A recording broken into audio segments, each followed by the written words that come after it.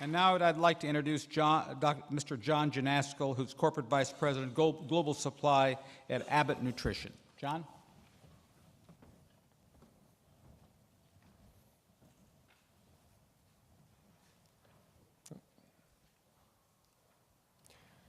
So creating a strong business and building a better world are not conflicting goals.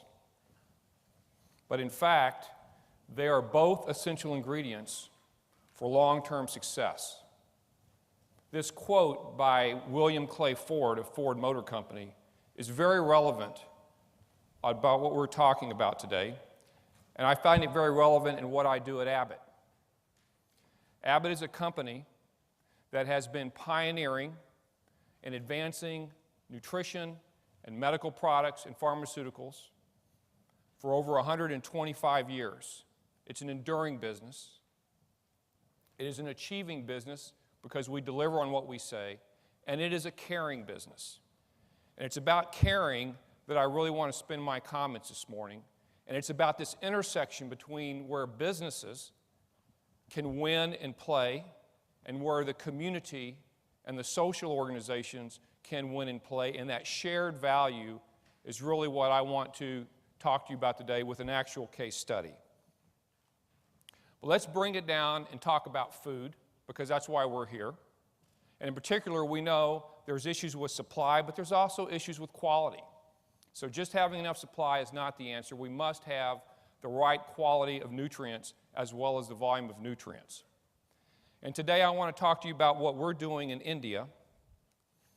India is a fascinating country. It's vibrant, it's alive, it's growing. It's a place that businesses like Abbott and many other multinationals and local companies need to be in because it's a very, very important economy. But India, like many countries, has challenges, and we know that. 40% of children under the age of 5 are malnourished in India. And that's just what we know that's reported. The number could be much bigger. Obesity and diabetes are very high in India.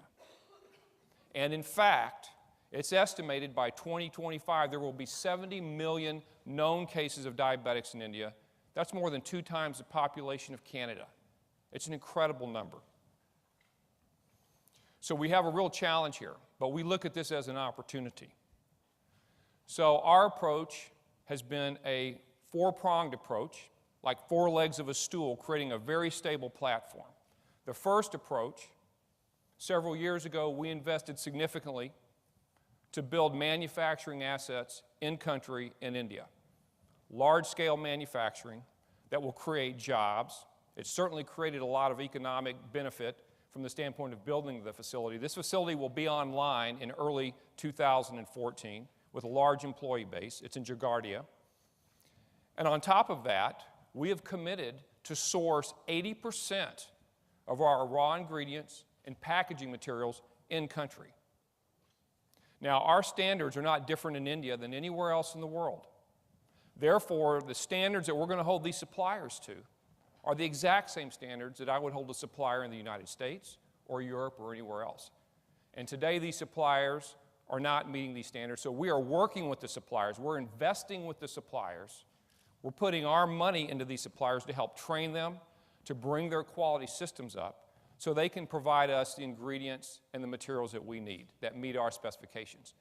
But, and we've seen this in other countries that we've done this in, these suppliers will benefit beyond that. Beyond the business we will bring them, by being able to say they support Abbott Nutrition, it creates more value for them, and they actually market that, and it brings more business into these suppliers. So you get a double benefit. You get the employment of the plants that impact the community, you get the employment incremental at the suppliers, and you get the suppliers actually seeing that their business is growing because of their association with Abbott.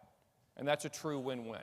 That's just the first leg of the stool. The second leg of the stool is we announced in 2012 a strategic relationship in India with a company named Syngene to do R&D collaboration using Indian scientists, collaborating with Abbott scientists, to develop products with our science-based nutrition that are designed for Indians by Indians, with all the local cultural needs designed into there.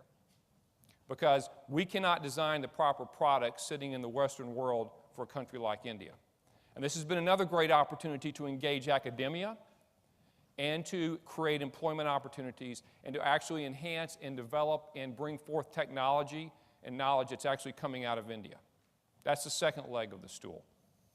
The third leg of the stool is that we are working with both local and national governments on being able to help standardize, harmonize, and develop better surveillance and analytical methodology within their laboratories so that they can actually do a better job of surveying the food and making sure all foods in India are safe.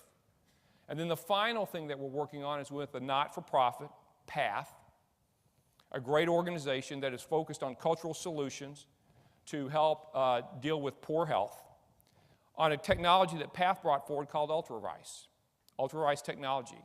It's a grain-based technology that looks like rice, that's fortified with micronutrients.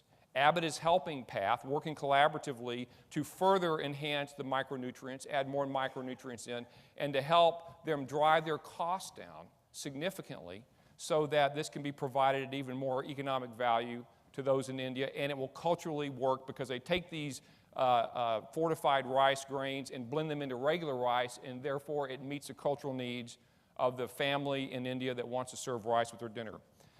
So as you can see, with this four-pronged approach, we're aggressively attacking. We believe that we need to be in India because it's an important economic country to be in, but we also believe that by working collaboratively, as I've just explained, that we can help the communities thrive.